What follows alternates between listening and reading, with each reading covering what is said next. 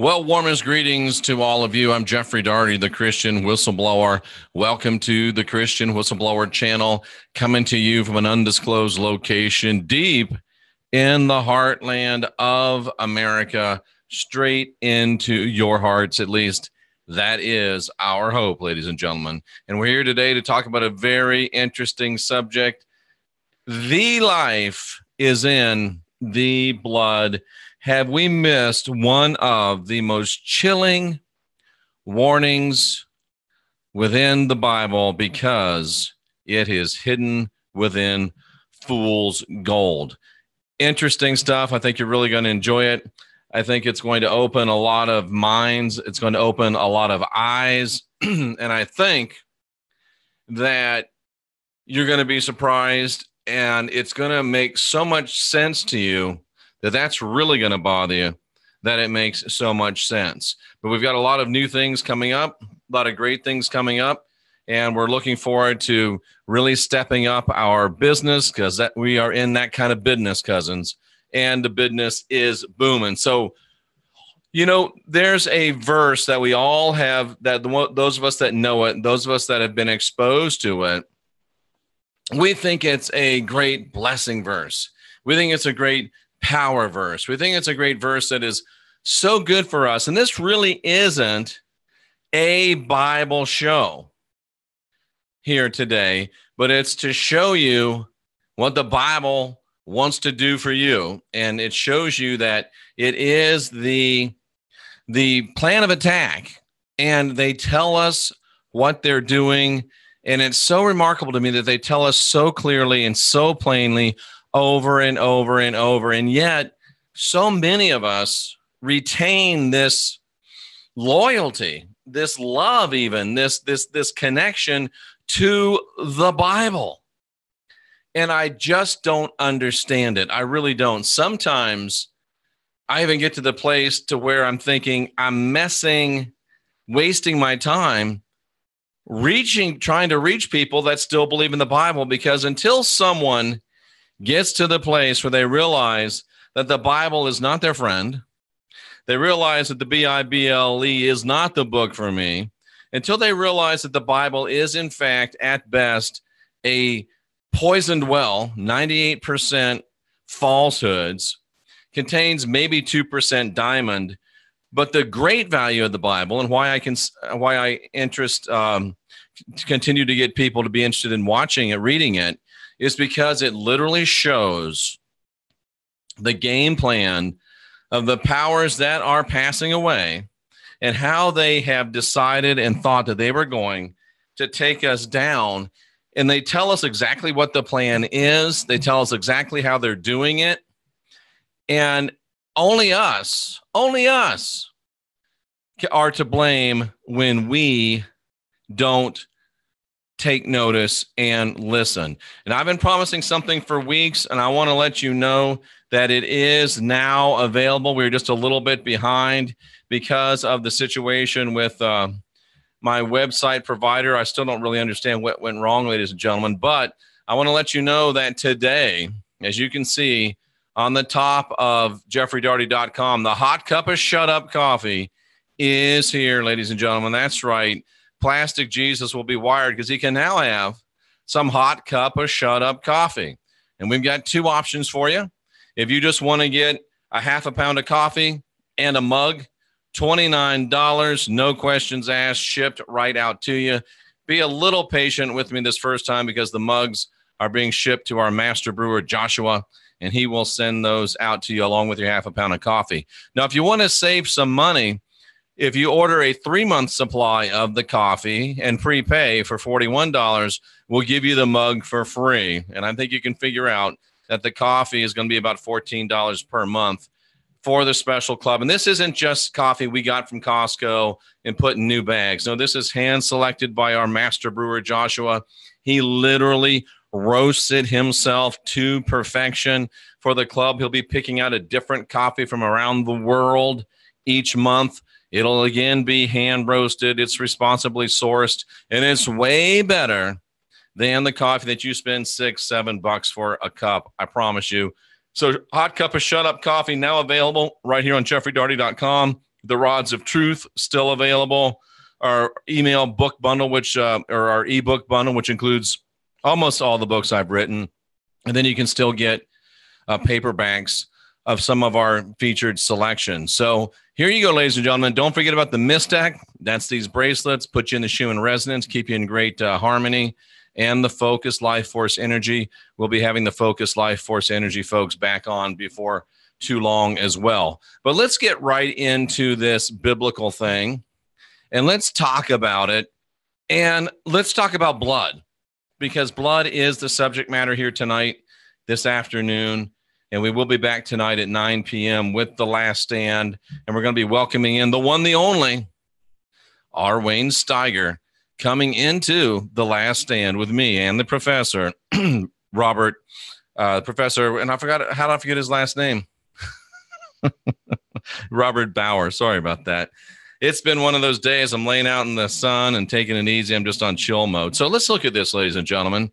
Talking about blood. For the life of the flesh is in the blood. The life of the flesh is in the blood. The life of the flesh is in the blood. And then think about this verse that we all love. We all think this is the greatest verse ever. We love this verse. We recite this verse. We think it's a power verse for us. But I've got to tell you, ladies and gentlemen, it really is not a power verse for us. It might be a blatant declaration of what they want to do to us. I am come, says Jesus, that they might have life and that they might have it more abundantly. The thief comes to steal, to kill, to destroy. I'm come that they might have life and that they might have it more abundantly. And the life of the flesh is in the blood. So let's think about this. Let's dive deep into this. Let's, if we can, set aside our preconceived notions, and let's get into something that is going to blow your mind. And I want to start with this second verse that we talked about. We talked about him coming that we might have life and life more abundantly. First, let's look at this. Let's break this verse down in the original Greek. John 10:10, completion, or 11. How about that? Because this is interesting. 10:10, completion, if we didn't reduce them. The completion of the Ratbusters plan times 2, locking us down. But if it's an 11, it's a completion of our release and our freedom. So this really turns. This is a turn point, ladies and gentlemen, in your spiritual development. The thief, ladies and gentlemen, one who steals in stealth or in secret rather than in the open. The thief does what? The thief comes to steal. The thief comes to steal, just means to steal. The thief comes to, come on, Bible Hub. The thief comes to kill, which means to offer sacrifice or to sacrifice or kill generally. Boy, they're so tricky. Oh, writers of the Bible, you are so sly. But that's okay, because so am I. And he also comes to destroy. He also comes to destroy, perish, break something down. Let me ask you a question for a moment. Let me ask you to ponder something for a moment. Who's the thief? Remember who's writing this before you answer. This is written by the cabal that's against you. Jeff, it's the Bible. Remember, the Bible was written in first century Judea, which was under Roman military occupation. And they had guys there called censors. It's where we get our word censorship. And every word that was written by subject peoples was reviewed by the censor before it could be distributed. And they were looking for any type of information or statements that were not faithful, that were not compliant, and that were not in line with the prevailing government the Roman government. They were looking for subterfuge. They were looking for seditious writings. They were looking for rebellion. And as I stand here thinking about that for a moment, it reminds me of today. Here we are in 2019, and we're under a similar censorship regime. And what's the predominant religion in our country today? Take your pick between the three Abrahamic faiths. It's probably Protestantism, followed closely by Catholicism, followed closely by Judaism and Islam. Interesting. So today, as censorship starts to reign again, the same power that started the censorship is back with us today. And my point is that you have to understand what the Bible is. The Bible was vetted, edited, and approved by the Roman Empire. One world government, new world order, the only world order. Think about that for a minute. The Bible that you read and you hold so close and think is inerrant and perfect was edited, vetted, and approved by the Roman Empire. But wait, there's more. Because come down 1500 and some odd years comes King James and his merry men. And many of you know why I say that. And they decide that they're going to rewrite the Bible. And it's the King James Bible that so many of you hold dear. A homosexual king says, write me a book that goes along with what I believe. Another one world government, another new world order. So your Bible, you have to understand this. Your Bible is the result of not only one new world order, but two new world orders. It's a Bible, two versions of the same bull, followed by a word I won't say.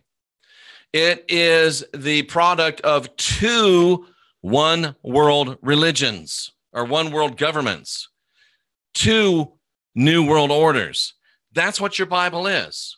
It's like you're reading if you're a conservative, it's like you're reading the Barack Hussein Obama authorized version.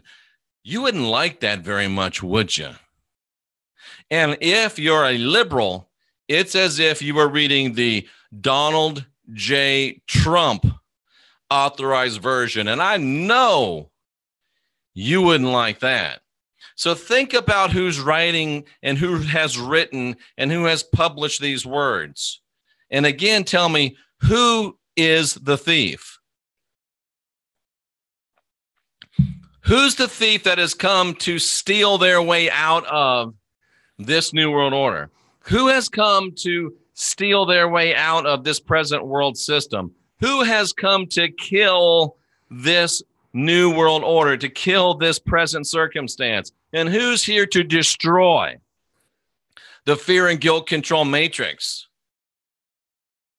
Think about that. It's an opposite world, bizarro world, ups, down, lefts, right. Consider for a moment that we are the thief. I am the thief. You are the thief. Anyone that wants to steal their way out of this fear and guilt control matrix is considered the thief by the writers of the Bible. Anyone that wants to kill this fear and guilt control matrix is considered the thief by the writers of the Bible. Anyone that wants to destroy this present fear and guilt control matrix, we're considered the thieves. And all this time, for 2,000 years, we've been saying the devil's the thief, Satan's the thief. We get real creative and say the rat bastard's the thief. No, you got to remember who wrote these words. And most of you don't understand. And a lot of you are doing this right now. La, la, la, la, la, la, la, la, la. You don't want to understand. If you want to understand, I can help you. If you've got your fingers in your ears, I can't. And I just got to let it go, cousins. I just got to let it go. But what if we're the thief? Because we are trying to steal our way out of the system. We're trying to kill the system. We're trying to destroy the system. And then if you move on, ladies and gentlemen, he says, okay, I am come to give them life, and that they might have it in all its fullness. In the King James, it says, have life and life more abundantly. Before we break this down, who in the world right now, in this present world system, who has the most abundant lives? Who by far is controlling the most abundant share of money? Who by far is controlling the most abundant share of resources? Who's controlling the most abundant share of information? Who's controlling the most abundant share of the influence of the media? Whom? I ask you. Who has the most life and who has it in the most fullness? What's the word life mean? Life means to have both physical. And again, you have to understand that this is commentary. Who has the best of this present existence? Who has the best of life? And what you have to do is just have to look at the word life. What does it mean? It means life. All the rest of this is commentary. It means life. Who's got most of the life right now, ladies and gentlemen? And who has it in the most fullness? What does fullness mean? Abundance, more, greater, excessive, abundant, exceedingly, preeminence, advantage. Who's got it, ladies and gentlemen, right now? Who's got it? Who controls most of the money? Who controls most of the media? Who controls most of the wealth of the world? Like George Carlin said, it's a small club and you ain't in it.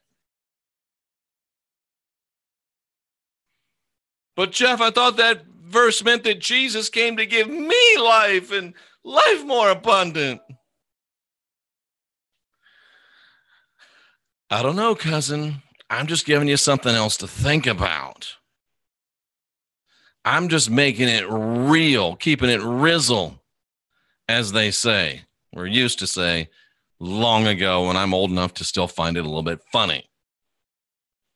What if we're the thief and the people that appear to have all the fullness and abundance are the people that Jesus came to give the life and the fullness and the abundance? What if Jesus came to serve the masters of the New World Order? What if Jesus came to serve the masters of the Matrix?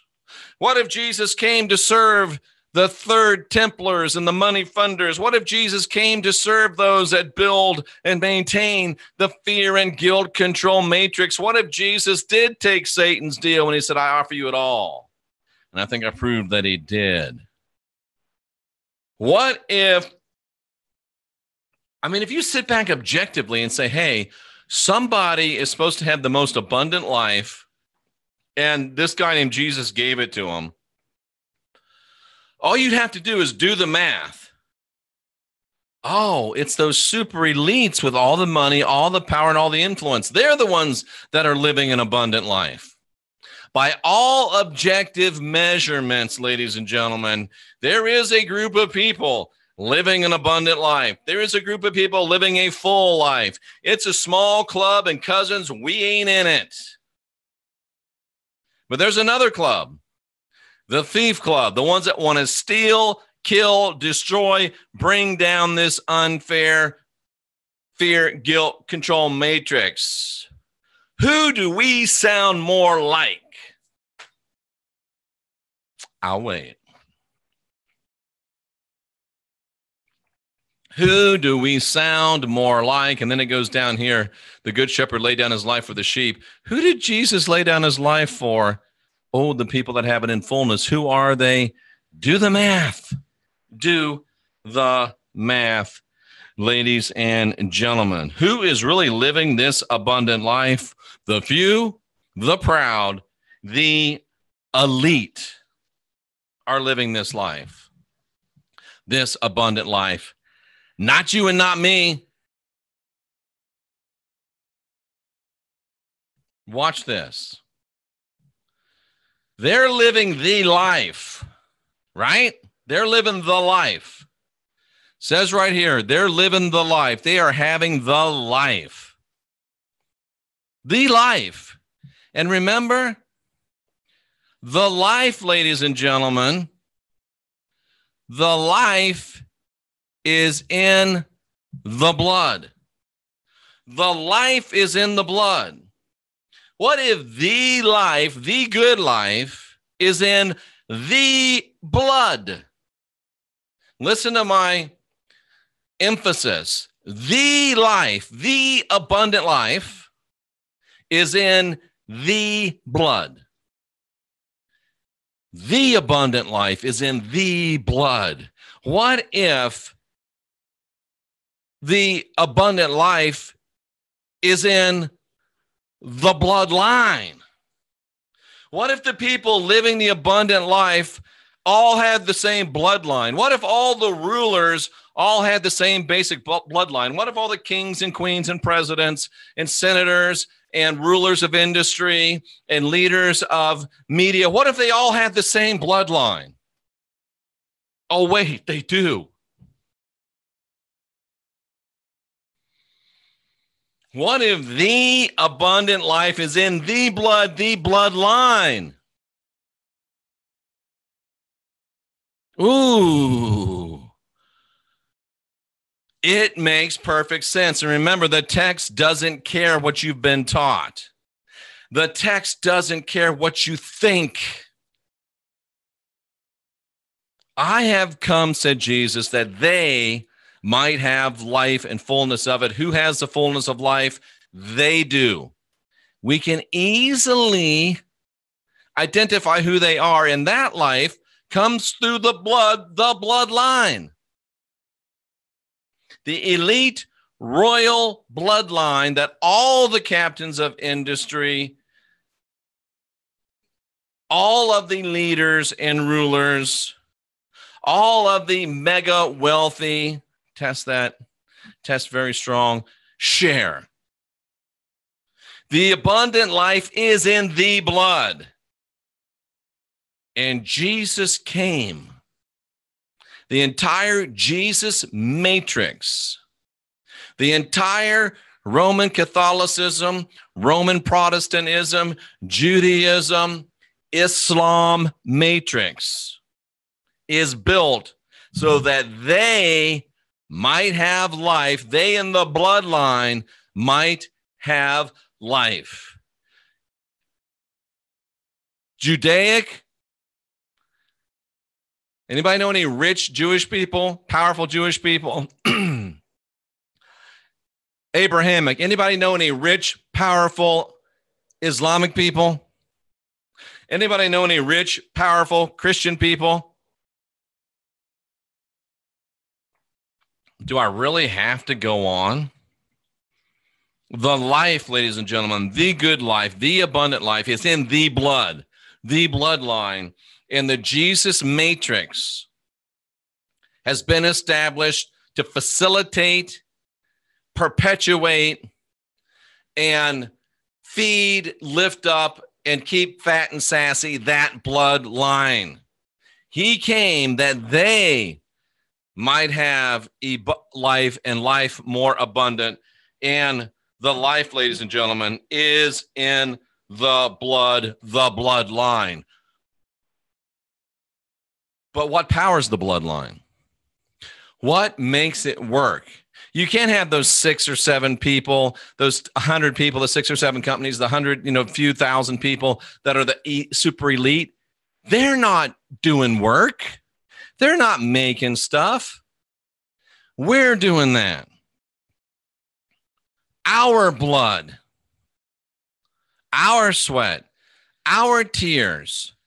Their life is in our blood. Their abundant life, they're getting through our blood. The mega wealthy, Their abundant life is being bought with your blood. The mega powerful, their abundant life is being bought by your blood. The rulers of this world, political, military, religious, they live their abundance by you, your blood. And it's literally your blood. Because when you wake up every morning at 5:30 and you stumble down the stairs or across the floor and you choke down a bowl of Post Toasties and pour a Keurig cup down your face, get into your car to drive 45 minutes in traffic to a place you hate to do a job you can't stand with people you wouldn't hang out with if you didn't have to. And you do that for 40, 50, 60 hours a week.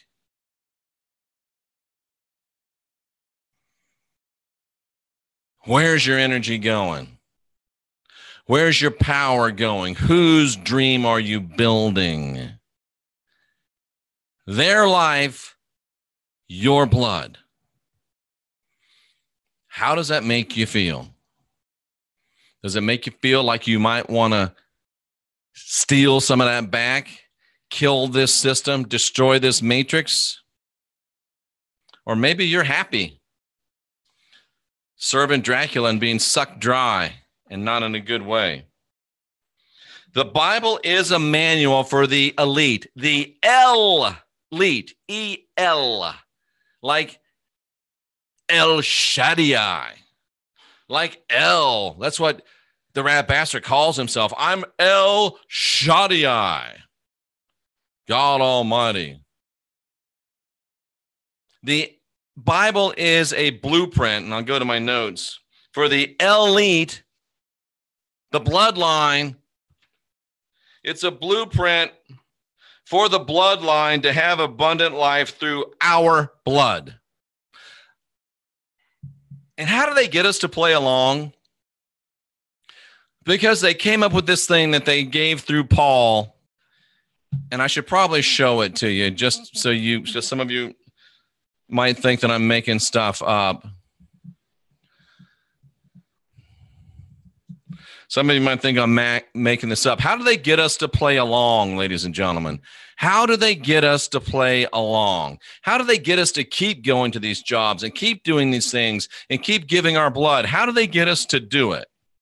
Well, it's actually pretty simple how they get us to do it. And watch this. They give us, it's the same old carrot and stick thing. It's the old carrot and stick thing. Of course, the stick is you're going to go to hell if you don't do what we say. But they know that some people are motivated by that, but they know that some other people need other motivation, more positive motivation. So they give other people positive motivation. Now, you're not ever going to, you don't have the right blood, number one. You don't have the right blood to be part of their club. Carlin was right. And they're never going to let you be part of their club. You are never, ever going to be at their table. They're not going to allow you to do it.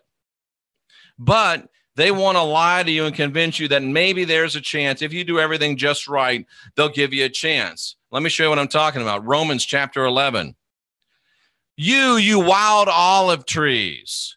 You're not part of the bloodline. You don't have any access to the abundant life. Jesus didn't come for you. This Jesus matrix isn't built for you. But you're a wild olive tree branch. But guess what, ladies and gentlemen? If you are a really good boy, if you're a really good girl, if you do exactly what we say, when we say, how we say, where we say, as long as we say, you might be grafted in. You might be grafted in. Pie in the sky, in the great by and by, after you die. Maybe. You might be grafted in. You might get a little piece of the pie after you die. You know, I decided a few years ago that wasn't good enough for me. I wasn't going to serve a God and a religion that helped me pie in the sky in the great by and by after I die. I wanted a faith. I wanted a spirituality that not only gave me hope after this life, but I wanted something that would help me and help me help others while I was still around down here on the ground. Does that make sense to anybody? Does that make sense to anybody? Grafted in as the ultimate carrot, sell out for a chance at a seat at their table. But guess what, folks? If you ever do get invited to their table, it'll only be as a servant. And what they really want us to do and what we've been content to do for a chance at maybe someday possibly is to live from the crumbs that fall from their table. And I'm not just talking about spiritually. If you're a Christian, you live spiritually from the crumbs that fall from the table of these wonderful people. But as a planet, we are living on the crumbs that falls from the table of the elite. Resource-wise, we're living as people on the crumbs that fall from the table of the elite. We're living on their crumbs. And yet Paul says, every authority that's been put in place, every king, every government is put in place by God. And you know what? By God, he's right. This government, these people living the abundant life, that's because of the bloodline, it has been put into place by the God of this world. It has been put into place by the God of the Bible. But I have hope in that same verse, that same chapter, because it says that if you resist, don't forget, he doesn't bear the sword in vain. So what that tells me is they knew that sooner or later we were going to get sick and tired of living on crumbs that fall from their table. They knew that sooner or later we were going to be done with this. And they knew that sooner or later we'd rebel. So they threatened us with their swords. They're afraid. They're scared. They're frightened. Sooner or later, they knew that the thieves would rise up and say, it's time to steal back our inheritance. It's time to kill this fear and guilt control matrix. And it's time to destroy this world system. And they warned us. Did I show you that it said we could be grafted in? I don't know if I showed you that or not. Let me show you this. You got a chance to might be grafted in, might. It's not even a sure chance, but you might be grafted in if you're a good boy, if you're a good girl. I say the hell with that. I say let's be the thieves that they think we are. I say let's steal. I say let's kill. I say let's destroy. Keep me in context. I'm talking about taking back the fear and guilt control matrix. I'm talking about destroying this present world system. I'm not willing to wait around for the chance that they might let me get grafted in, because grafted sounds a whole lot like shafted, cousins, if you know what I mean. Even Jesus, and I'm reading my notes, even Jesus thought and taught us to be content with the crumbs, the idea perpetuated only through the bloodline that you can get abundant life. Just be content with the crumbs, because only the bloodline gets abundant life. And the only way that we can get even the crumbs is via service to them, blood service, our own blood. But there's another way, ladies and gentlemen. There's another way. There's another way. Let me show it to you. There's another way. I didn't look this one up, so I'm going to have to pull it up.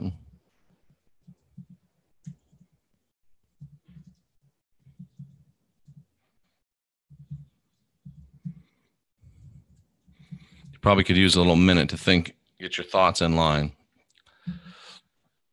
All right, ladies and gentlemen, let's take a look at Matthew chapter 11. You can be content with the crumbs that fall from the master's table, or you can consider this. You can consider this, ladies and gentlemen. It's up to you. I'm just showing you some different options. I'm just showing you some different options, ladies and gentlemen. I'm showing you some different options. Now, and we can make this now if you want to make it now. The kingdom of heaven, what did Jesus say was in us? What did the central figure, what did the message of the anointing, the message of the consecration, the message of the flow say to us? The kingdom of heaven is in you. The kingdom of heaven suffereth violence, and the violent take it by force. Ooh. What does that mean? The kingdom of heaven has been subject to violence. Have we been subject to violence, ladies and gentlemen? Those of us that have the spark of divinity within us and those of us that have realized it, have we been dominated? Have we been controlled? Have we been beset by fear and guilt and control of a matrix above us? Have we had force used on us? Have we had violence used upon us? Have we been forcibly treated? Yes, we have. But now, speaking of the kingdom of heaven, we can become violent. Now, keep this in context. We can become forceful. We can become eager in our pursuit. We can use positive assertiveness. We can be empowered to act forcefully. And when we do that, what do? We can take back, we can lay claim, seize, catch up, snatch away. What? Our inheritance. This word, and I'm not showing you this. Damn it, why does that happen? It falls out of share mode, and I've got to show you this. The kingdom of heaven has been subject to violence. We have been subject to force, violence. We've been forcibly treated. We've suffered violence. But now the kingdom of heaven, which is in us, we can be violent. What does the word violent mean? Be forceful. Be eager in our pursuit. Be positively assertive. We can be empowered. Empowered to do what, ladies and gentlemen? To lay claim to it, it being the kingdom of heaven. Lay claim to it. What does lay claim to it mean? Seize it, catch it, snatch it, obtain it by robbery. Why? Because we're thieves, stealing back what's really ours, ladies and gentlemen. And the crowd goes wild. Remember when the anointed message, the consecrated message, the message of the flow said, he who saves his life will lose it, but he who loses his life will save it. I think what they were saying was better to die on your feet than live on your knees. If you're willing to, oh, please don't kill me, I'll sit here on my knees and wait for your crumbs, you'll get what you deserve. If you stand and say, I'm taking back what's rightfully mine, you've been screwing it up, I'm here to take over, what's the worst thing that can happen? Oh, they'll kill me. So what? Being freed from this life means you go to the next one. And I got to tell you, ladies and gentlemen, if you get killed for standing up for your faith, for your kingdom, for your power, for your glory, for the kingdom of heaven, I got to tell you, next stop's got to be a lot better than this stop. I'm just saying, better to die. Better to die. Let this life be lost. Be willing to lay this life down on your feet. And remember, they said something to Abraham, every place you put your foot upon will be yours. You know why they said that?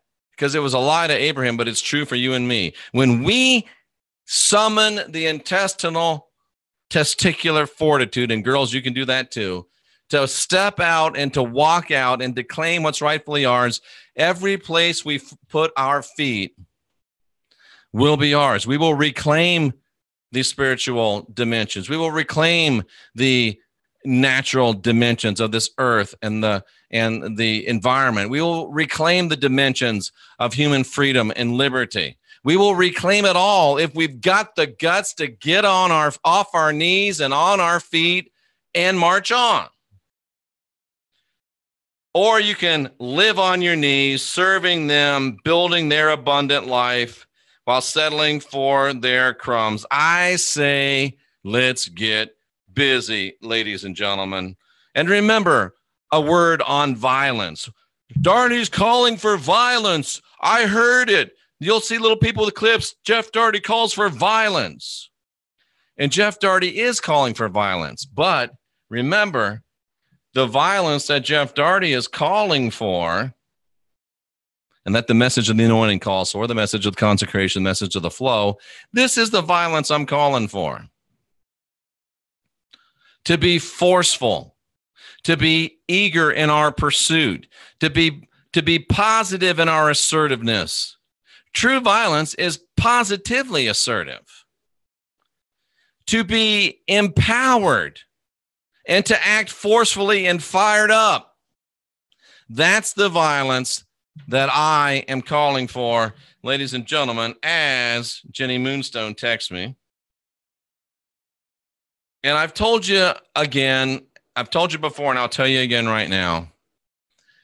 When we do this, because I think we're going to get enough people with enough bravery and enough intestinal fortitude to take on this challenge, when we do it, there won't even be a war.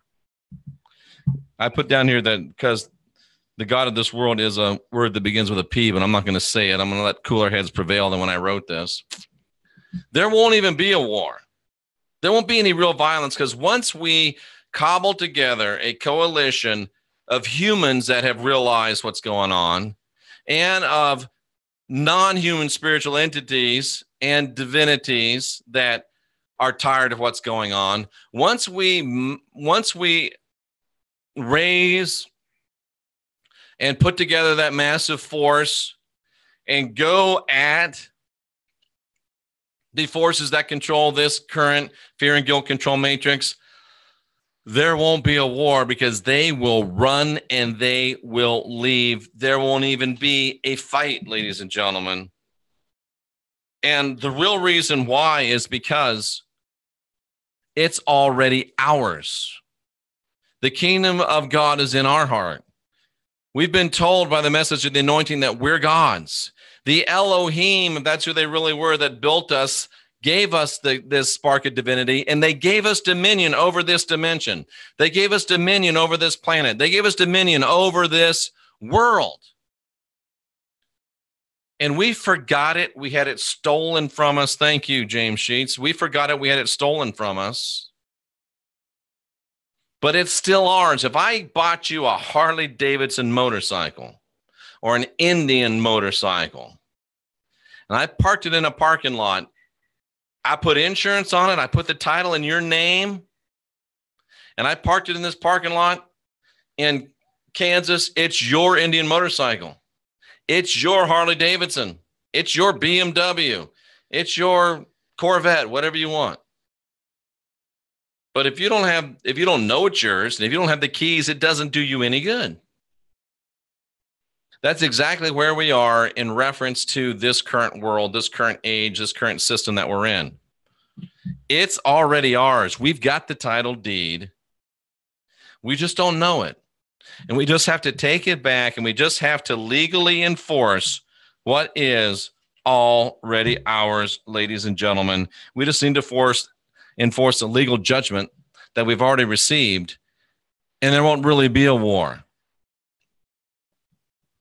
But nothing will change until we do.